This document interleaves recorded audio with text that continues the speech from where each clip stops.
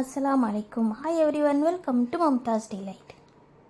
இப்போது இஃப்தாருக்கு ஏற்ற மாதிரி சில்லுன்னு முஹப்பத் கா ஷர்பத் எப்படி செய்யலான்ட்டு பார்க்கலாம் வாங்க.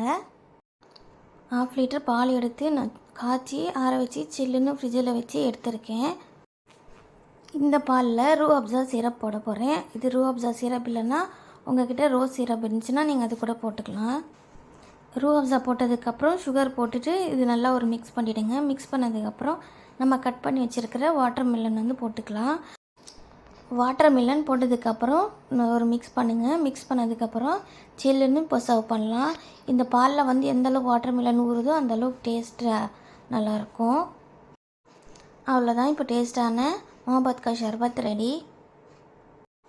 இந்த சம்மருக்கும் இந்த இஃப்தாருக்கும் நீங்கள் ட்ரை பண்ணி பாருங்கள். ட்ரை பண்ணி பார்த்துட்டு எப்படி இருக்குன்ட்டு என் கமெண்ட்டில் சொல்லுங்கள். மறக்காமல் மம்தாஸ் டிலைட் சேனலை வந்து சப்ஸ்கிரைப் பண்ணுங்கள்.